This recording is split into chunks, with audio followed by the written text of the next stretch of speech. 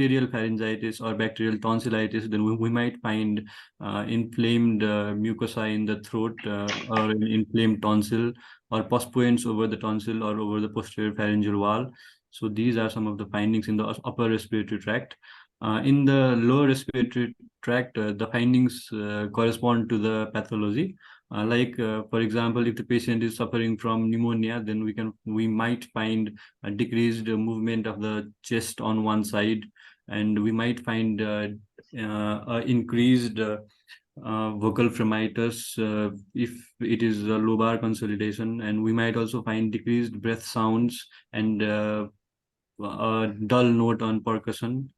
So this is in the case of pneumonia. So the findings on examination of the chest might correspond accordingly in cases of pleural effusion, pneumothorax. So these are some other causes that can cause respiratory symptoms such as cough. Yeah, so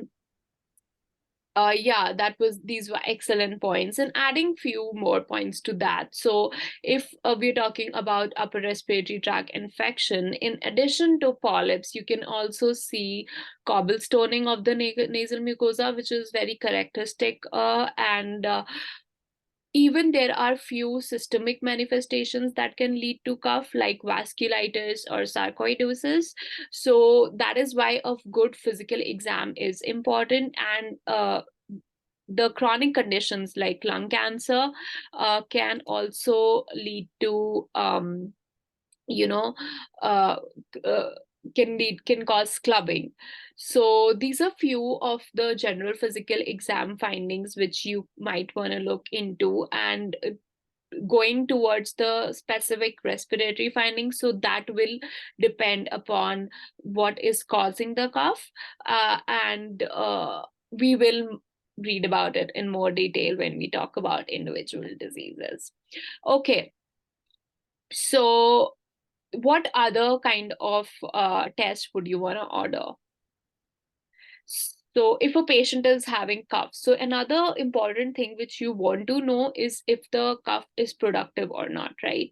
If the cough is productive, then you would want to examine the sputum and see, what's going on, if it's a purulent sputum or not. And then you want to see if it's just mucoid. You also want to see the cytology of the mucoid sputum. So the purulent sputum, can you send it for cultures to know what kind of bacteria is involved.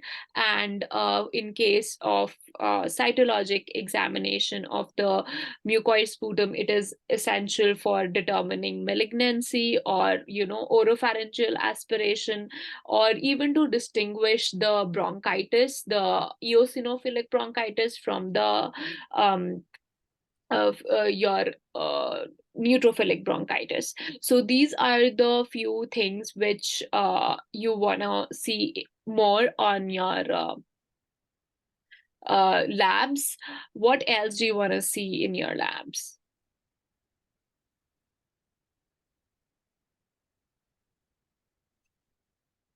Okay, so we did chest x-ray, we did a sputum evaluation, and we sent the usual biochemistry panel and biomedical profile and everything.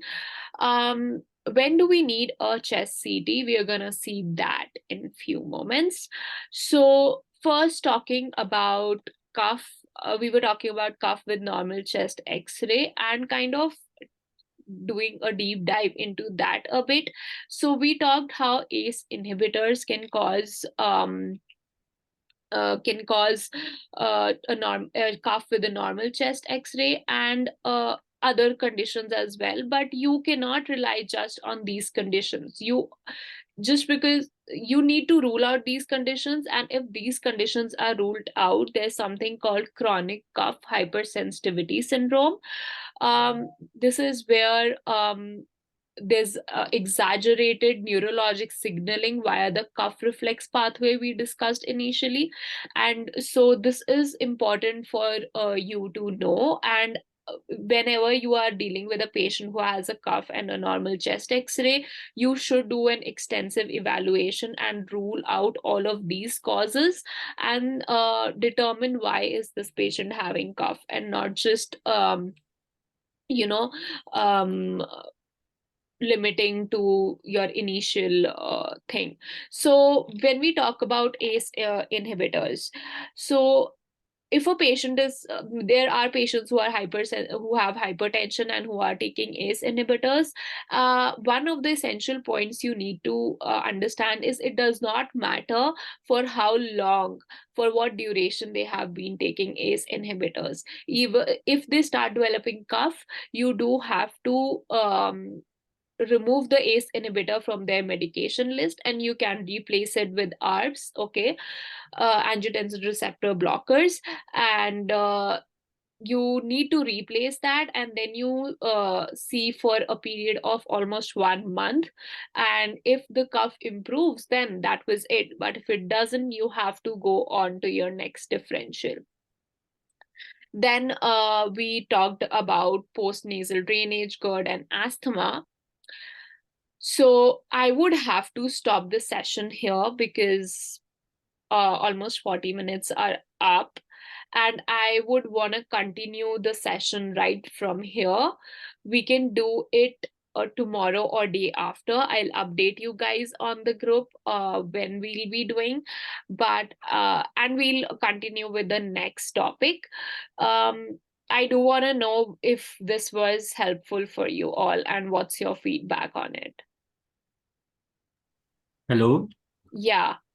Yes, so this is the first time that I'm participating in this series of sessions. So I found it very fruitful, and I found this discussion and the knowledge that I gained from this very helpful. So I think this is something that should be continued. So that's just from my side. I found it Thank you. very nice. Thank you so much, Prabhat. Thank you so much. Has anyone else anything to say?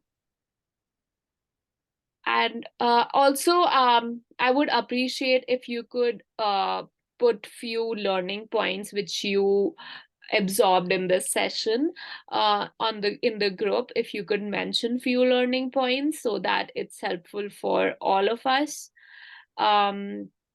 So okay, thank you. Nice having you. Thank you for joining. And please do let me know your feedback. If you have any questions, you can reach out to me. The on my Instagram, the link is in the group. You can see in the group info. Thank you so much, guys. It was so nice talking to you. Thank you so much for an amazing discussion.